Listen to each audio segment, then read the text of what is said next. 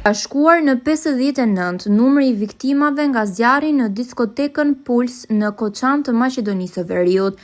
Raportohet se nga 59 viktimat, 35 janë të identifikuar. Prej tyre 31 janë nga Koçani, 4 nga Shtipi, ndërsa 24 persona ende nuk janë identifikuar.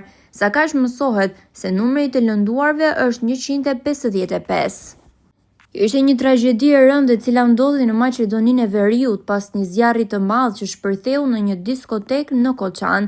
Kryeministri I Shqipërisë Edi Rama ka shprehur ngushëllime të thella për popullin e Maqedonisë së Veriut dhe për familjet e viktimave. Ai ka shprehur dhimbjen e thellë për këtë tragjedi dhe ka ofruar mbështetje për të lënduarit dhe familjarët e të ndjerëve.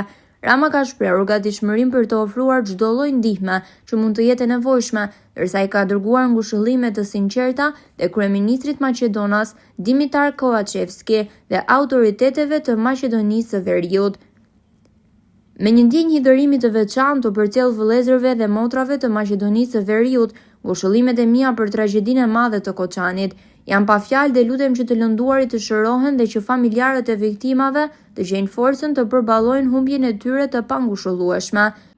I përcjell po ashtu kryeministrit Miçkovski dhe autoriteteve të vendit fqinj ngushëllimet në emër të Shqipërisë dhe shqiptarëve, duke shprehur gatishmërinë për çfarëdo qoftë ndihma jon mund të jetë e nevojshme, thuhet ndër të tjera në postimin e kryeministrit Edi Rama në rrjetin e tij social X.